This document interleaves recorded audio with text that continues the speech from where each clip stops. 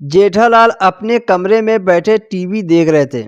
उसकी नौकरानी आई और बोली, साहब 10 बजने वाले हैं, मैं जा रही हूँ। ठीक है मीना, जरा देखभाल करके जाया करो, आजकल रात में अकेले जाना सही नहीं है। मीना अपने साहब की ओर देखते हुए बोली, मुझे डर नहीं लगता, और कमरे से बाहर चली गई। कुछ देर के बाद जेठालाल उठा, दरवाज़ा बंद करके बिस्तर पर लेट गया। जेठालाल घर में अकेले रहते थे। कुछ महीने पहले उनकी पत्नी की मृत्यु हो गई थी और उनके दोनों बेटे अपने पत्नियों के साथ दूसरे शहर में रह रहे थे। घर पर काम करने के लिए उन्होंने नौकरानी रखी थी। एक दिन जेठालाल का करीबी दोस्त उसके घर पर उससे मिलने के लिए आया। जेठालाल और उसका दोस्त दोनों बैठकर बातें कर रहे थे। तभी मीना उन दोनों के लिए चाय नाश्ता लेकर आई। उसके दोस्त ने जब मीना को देखा तो वह देखता ही रह गया, क्योंकि नौकरानी मीना बहुत ही खूबसूरत औरत थी। जेठालाल के दोस्त ने कहा, यार तेरी नौकरानी तो बहुत ही खूबसूरत है, तू कहाँ से लाया है इसको? तू इसके साथ कुछ करता है या नहीं? जेठालाल ने हाव भाव मन से कहा, नहीं यार, तू तो जानता है मेरा नेचर। दोनों ने चाय पी।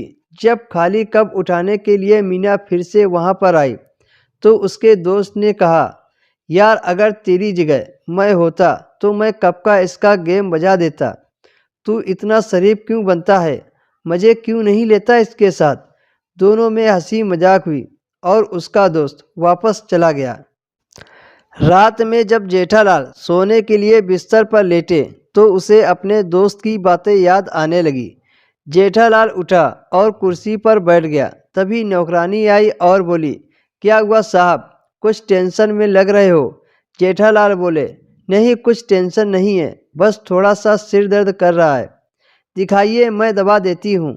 इतना कहकर वो अपने साहब का सिर दबाने लगी और बोली, साहब जी आप ज़्यादा सोचा मत करो, ज़्यादा सोचने से सिर दर्द होता है। कुछ देर सिर दबाने के बाद जेठालाल ने मीना को अपने गोद में खींच लिया और उसने वो कर दिया जो उसका दोस्त बोलकर गया था।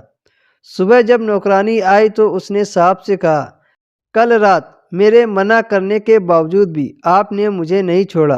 कहीं कुछ हो गया तो मैं किसी को मुंह दिखाने के लायक नहीं बचूंगी। जेठालाल बोला, ऐसा कुछ नहीं होगा। करीब 1 महीने के बाद जब नौकरानी को महीना नहीं आया तो उसने अपना चेकअप करवाया तो पता चला कि वो पेट से है। जब ये बात उसने अपने साहब को बताई तो जेठालाल के होश उड़ गए। जेठालाल बोला कि तुम ये कैसे कह सकती हो कि ये बच्चा मेरा है?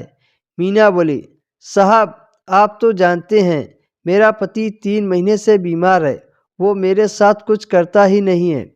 जेठालाल ने नौकरानी से कहा, तुम इस बच्चे को गिरा दो। नौकरानी ने ऐसा करने से मना कर दिया और कहने लगी कि मैं इसे जन्म दूंगी और यही आपके जायदाद का वारिस बनेगा। मैं सबको बताऊंगी कि ये बच्चा आपका है। जेठालाल ऐसी बात सुनकर डर गया। वो मीना को बहुत ही भोली भाली समझता था, पर ये तो बहुत ही चालाक निकली। थोड़ी देर बाद जेठालाल ने समझाया पर वो नहीं मानी। हार मानकर जेठालाल ने नौकरानी से कहा कि इस बला को टालने के लिए कितने रुपए लोगी? नौकरानी बोली, 5 लाख।